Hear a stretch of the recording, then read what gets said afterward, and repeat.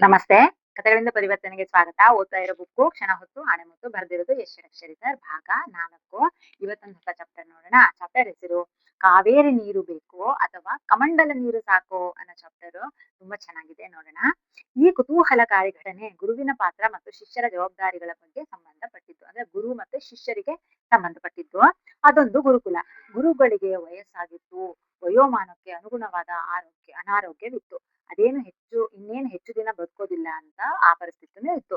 ಆಮೇಲೆ ಶಿಷ್ಯರುಗಳೆಲ್ಲ ಮುಂದಿನ ವಿದ್ಯಾಭ್ಯಾಸದ ಬಗ್ಗೆ ಆತಂಕವಿತ್ತು. ಅಂದ್ರೆ ನಮ್ಮ ಗುರುಗಳಿಗೆ ವಯಸ್ಸಾಗ್ಬಿಟ್ಟಿದೆ, ಇವಾಗ ಅವ್ರು ತೀರ್ಕೊಂಡ್ಬಿಟ್ರೆ, ಅಂದ್ರೆ ಅವರು ಸತ್ತೋಗ್ಬಿಟ್ರೆ ನಮಗೆ ಮುಂದಿನ ಜ್ಞಾನವನ್ನ ಯಾರು ಕೊಡ್ತಾರೆ, ನಾವು ಜ್ಞಾನವನ್ನ ಸಂಪಾದನೆ ಮಾಡೋದು ಅಂತ ಎಲ್ಲ ಶಿಷ್ಯಂದ್ರಿಗೂ ಆತಂಕ ಆಗಿರುತ್ತೆ. ಆಗ ಗುರುಗಳ ಹತ್ರ ಹೋಗಿ ಹೇಳ್ತಾರೆ, ಗುರುಗಳೇ, ನೀವು ಕಣ್ಮರೆಯಾದ ಬಳಿಕ ನಮಗೆ ಬೋಧಿಸುವರು ಯಾರು? ನಮ್ಮ ಗತಿ ಏನು ಅಂತ ಹೇಳಿ ಕೇಳ್ತಾರೆ. ಆಗ ಗುರುಗಳು ನಿಧಾನವಾಗಿ ಎದ್ದು ಒಂದು ಕೈಯಲ್ಲಿ ಕಮಂಡಲವನ್ನು ಮತ್ತೊಂದು ಕೈಯಲ್ಲಿ ಊರುಗೋಲವನ್ನು ಹಿಡಿದು ಹೊರಟರು. ಶಿಷ್ಯರು ಸಹ ಗುರುಗಳ ಹಿಂಬಾಲ ಹೊರಟರು. ಗುರುಗಳು ಕಾವೇರಿ ನದಿಯ ತೀರಕ್ಕೆ ಬಂದು ಕುಳಿತರು. ಒಬ್ಬ ಶಿಷ್ಯನಿಗೆ ಕಮಂಡಲದಲ್ಲಿ ನೀರು ತುಂಬಿಕೊಳ್ಳಲು ಹೇಳಿದರು. ನೀರು ತುಂಬಿಕೊಂಡು ಬಾ ಅಂತ ಕಮಂಡಲ ಕೊಟ್ರು. ಆಗ ಶಿಷ್ಯ ಹೋಗಿ ಕಮಂಡಲದಲ್ಲಿ ನೀರು ತುಂಬಿಸಿ ತಂದು ಗುರುಗಳ ಕೈಗೆ ಕೊಟ್ರು.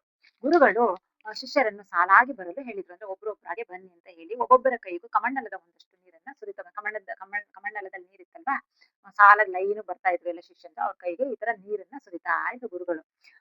ಸಾಕುತ್ತಾ ಹೋದ್ರು. ಶಿಷ್ಯರು ಭಕ್ತಿ ಭಾವದಿಂದ ಕಮಂಡಲದಿಂದ ಬಿದ್ದ ನೀರನ್ನು ತೀರ್ಥವೆಂದು ಭಾವಿಸಿ ಅದನ್ನು ಕಣ್ಣಿಗೊತ್ತಿಕೊಂಡು ಅದನ್ನು ಸೇವಿಸಿ ಪಕ್ಕಕ್ಕೆ ಹೋಗಿ ನಿಂತರು. ಅವರು ತೀರ್ಥ ಇರ್ಬೇಕು ಅಂತ ಹೇಳಿ ಕುಡಿದು ಹೋಗಿ ನಿಲ್ತಿದ್ರು, ಮತ್ತೆ ಲೈನ್ ಬರ್ತಿದ್ರು. ಹೀಗೆ ಮಾಡಿದ್ರು. ಆಗ ಎಲ್ಲ ಶಿಷ್ಯಂದ್ರಿಗೂ ನೀರ್ ಸಿಕ್ತು. ಮತ್ತೆ ಹೋಗಿ ಇನ್ನೊಂದು ಅದೇ ಕಮಂಡ ಕೊಟ್ಟು ಇನ್ನೊಂದ್ಸರಿ ನೀರ್ ತುಂಬ್ಕೊಂಡ್ ಬಾ ಅಂತ ಹೇಳ್ತಾರೆ. ಮತ್ತೆ ಇನ್ನೊಂದ್ಸರಿ ನೀರ್ ತುಂಬ್ಕೊಂಡ್ ಬರ್ತಾರೆ ಅವ್ರ ಶಿಷ್ಯ. ಆಗ ಮತ್ತೆ ಗುರುಗಳು ಅದೇ ತರ ಮಾಡ್ತಾರೆ. ಸ್ವಲ್ಪ ಸ್ವಲ್ಪ ಎಲ್ಲರ ಕೈಗೂ ನೀರ್ ಹಾಕ್ತಾರೆ. ಅವರು ಆ ತೀರ್ಥ ಅಂತೇಳಿ ಪ್ರಸಾದ ಕುಡಿತಾರೆ. ಆಗ ಸ್ವಲ್ಪ ಹೊತ್ತಿನಲ್ಲಿ ಈ ತರ ತೀರ್ಥವನ್ನು ಕೊಡೋದು ನಿಲ್ಲಿಸ್ತಾರೆ. ಶಿಷ್ಯರುಗಳತ್ತ ನೋಡಿ, ಈಗ ಗುರುವಿನ ಪಾತ್ರ ಗೊತ್ತಾಯ್ತೆ ಅಂತ ಹೇಳಿ ಗುರುಗಳು ಕೇಳ್ತಾರೆ. ಆಗ ಶಿಷ್ಯಂದ್ರು ಏನ್ ಹೇಳ್ತಾರೆ, ಇಲ್ಲ ಗುರುಗಳೇ, ನಮಗೇನು ಗೊತ್ತಾಗಿಲ್ಲ ಅಂತ ಹೇಳ್ತಾರೆ. ಆಗ ಗುರುಗಳು ಜೋರಾಗಿ ನಗ್ತಾರೆ. ಪ್ರೀತಿಯ ಶಿಷ್ಯರೇ, ನಾನು ಇಷ್ಟು ದಿನ ಮಾಡಿದ ಕೆಲಸ ಇಷ್ಟೇ. ಅಂದ್ರೆ ನಾನು ನಿಮಗೇನು ಇಷ್ಟು ದಿನ ಹೇಳ್ಕೊಟ್ನಲ್ಲ, ಇಷ್ಟೇ ನಾನು ಮಾಡಿದ್ದು. ಎಷ್ಟು ನೀರ್ ಸ್ವಲ್ಪ ಸ್ವಲ್ಪ ಹಾಕಿದ್ರಲ್ವಾ, ಇಷ್ಟೇ ನಾಲೆಡ್ಜ್ ಅನ್ನ ನಾನು ನಿಮಗೆ ಕೊಟ್ಟಿದ್ದು ಅಂತ ಹೇಳಿ ಆ ಗುರುಗಳು ಹೇಳ್ತಾರೆ. ಆಗ ಜ್ಞಾನದ ನದಿ ನಿಮ್ಮ ಮುಂದೆ ಹರಿಯುತ್ತಾ ಇದೆ.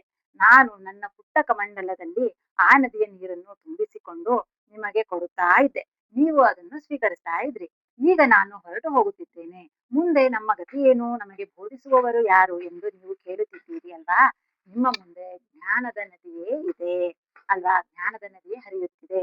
ಇನ್ನು ಮುಂದೆ ನಾನಿರುವುದಿಲ್ಲ, ನನ್ನ ಕಮಂಡಲವೂ ಇರುವುದಿಲ್ಲ. ನೀವು ನೇರವಾಗಿ ನದಿಯಿಂದ ಎಷ್ಟು ಬೇಕಾದರೂ ಜ್ಞಾನವನ್ನು ಸೇವಿಸಬಹುದು.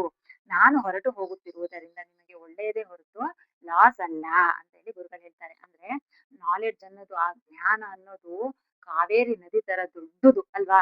ಗುರುಗಳು ಇಷ್ಟ ದಿನ ಆ ಶಿಷ್ಯಂದ್ರಿಗೆ ಕೊಟ್ಟಿದ್ದ ಜ್ಞಾನ, ಆ ಕಮಂಡಲದಲ್ಲಿ ಸ್ವಲ್ಪ ಸ್ವಲ್ಪ ತೀರ್ಥ ಹಾಕಿದ್ರಲ್ವಾ, ಅಷ್ಟನ್ನ ಮಾತ್ರ ನಾನು ನಿಮಗೆ ಕೊಟ್ಟಿದ್ದೀನಿ.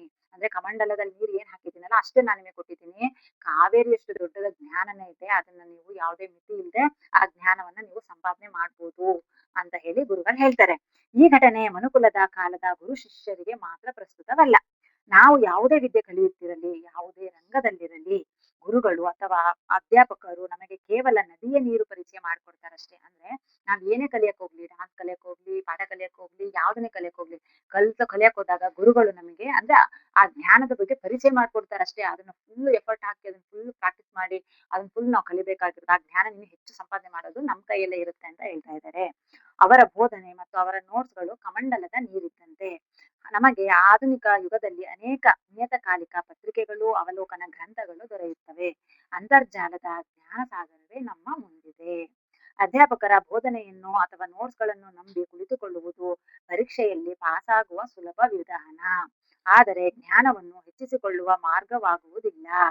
ನದಿಯ ನೀರನ್ನು ಕುಡಿದಾಗ ಆಗುವಷ್ಟು ಸಂತೃಪ್ತಿ ಕಮಂಡಲದ ನೀರಿನಿಂದ ಆಗುವುದಿಲ್ಲ ಅಲ್ಲವೇ ಅಂತ ಹೇಳಿ ಷಡಕ್ಷರಿ ಸರ್ ಕೇಳ್ತಾ ಇದ್ದಾರೆ.